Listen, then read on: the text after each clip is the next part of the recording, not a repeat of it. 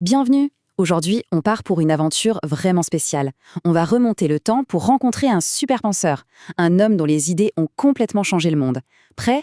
C'est parti! Mais attention, notre histoire commence d'une façon un peu étrange, avec un vrai mystère. Imaginez la scène. On rassemble des piles et des piles de livres, le travail de toute une vie, et on les jette dans un feu immense. La question est simple. Pourquoi? Pourquoi est-ce qu'on voudrait brûler des livres? Eh bien, c'est ce qu'on va découvrir ensemble. Et ce n'est pas une histoire inventée, c'est vraiment arrivé à notre héros, Averroès. À la fin de sa vie, en 1195, c'est exactement ce qu'il s'est passé. Ses ennemis ont pris tous ses écrits, tout son savoir, et ils y ont mis le feu, en public. La raison de cette colère, on l'a accusé d'hérésie. C'est un mot un peu compliqué qui veut dire que ses idées étaient vues comme très, très dangereuses, qu'elles allaient contre les croyances de l'époque. Alors, pour le punir, on l'a chassé de sa maison, on l'a exilé. On aurait vraiment pu croire que son histoire et toutes ses belles idées allaient finir en fumée. Mais pour bien comprendre pourquoi ces idées étaient si puissantes et pourquoi elles faisaient si peur, il faut qu'on retourne en arrière, au tout début de son histoire, dans la ville incroyable où tout a commencé. Notre héros, Averroès, qui s'appelait en réalité Ibn Rushd, est donc né à Cordoue en 1126. Et Cordoue, à cette époque, ce n'était pas n'importe quelle ville. C'était un endroit magique, un vrai phare de lumière en Andalousie, rempli de savants, d'artistes, de poètes. Et dans cette ville incroyable, Averroès était un peu comme un super-héros de la connaissance. Il avait plusieurs super-pouvoirs. Il était un médecin super doué, un juge connu pour être très juste, un astronome qui passait ses nuits à regarder les étoiles, et bien sûr, un immense philosophe, quelqu'un qui réfléchissait au sens de la vie et du monde. Et pour un esprit aussi curieux que le sien, Cordoue, c'était le paradis. Vous savez combien il y avait de bibliothèques dans la ville? 70, c'est énorme! Imaginez un peu, des livres partout, c'était l'endroit parfait pour grandir et apprendre. Forcément, avec une telle intelligence, Averroès est devenu très célèbre.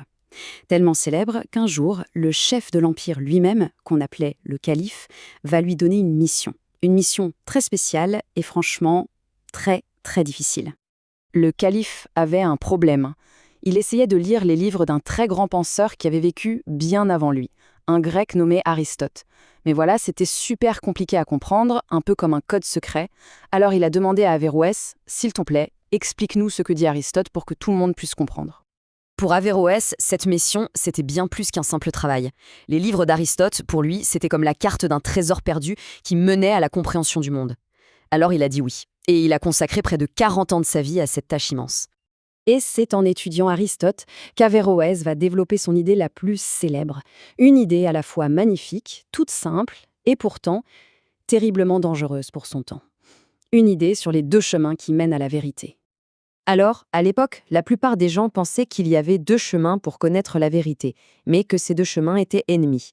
D'un côté, il y avait la foi, la vérité qui vient des livres sacrés et de la religion. Et de l'autre, il y avait la raison, la vérité qu'on découvre en utilisant sa tête, sa logique et en observant la nature. Mais voilà l'idée géniale d'Averroès. Il a dit « Mais pas du tout, ce ne sont pas des ennemis. » Pour lui, la foi et la raison, c'était comme deux sœurs qui s'aident. Ou encore mieux, c'est comme avoir deux yeux pour regarder le monde au lieu d'un seul. Avec les deux, on voit beaucoup mieux, l'image est plus claire, plus complète. Après tout, une vérité ne peut pas en contredire une autre. Le problème, c'est que cette idée, aussi belle soit-elle, a fait très peur à ceux qui voulaient à tout prix que la foi et la raison restent bien séparées. Et c'est cette peur qui va nous ramener au terrible événement du début, le feu. La sanction a été brutale. Ses ennemis l'ont donc accusé, ils ont brûlé ses livres devant tout le monde et ils l'ont banni, forcé à vivre loin de sa ville adorée, Cordoue. Il est mort plus tard à Marrakech. On aurait pu croire qu'ils avaient gagné, que ses idées étaient mortes avec lui. Mais voilà, une idée, ce n'est pas comme un bout de bois. Ça ne brûle pas si facilement. Pendant que les livres originaux partaient en fumée à Cordoue, des copies, elles, avaient été sauvées en secret. Et ces copies vont alors commencer un voyage absolument incroyable. D'abord, ces livres ont été traduits en hébreu par des savants juifs qui admiraient son travail. Ensuite, à partir de l'hébreu, ils ont été traduits en latin, qui était la langue des savants dans toute l'Europe. Et c'est comme ça que, des dizaines d'années après sa mort, des étudiants dans une ville très lointaine, Paris, se sont mis à lire et à discuter avec passion des idées de ces livres qui avaient été brûlés. Le feu n'avait servi à rien. Et tout ça nous ramène à notre question du début. L'histoire d'Averroès nous offre une réponse assez claire, non ? Une idée puissante, une fois qu'elle est lancée dans le monde, on ne peut pas l'arrêter. On ne peut ni la brûler, ni la bannir, ni la détruire. Elle voyage à travers le temps et elle peut changer le monde pour toujours.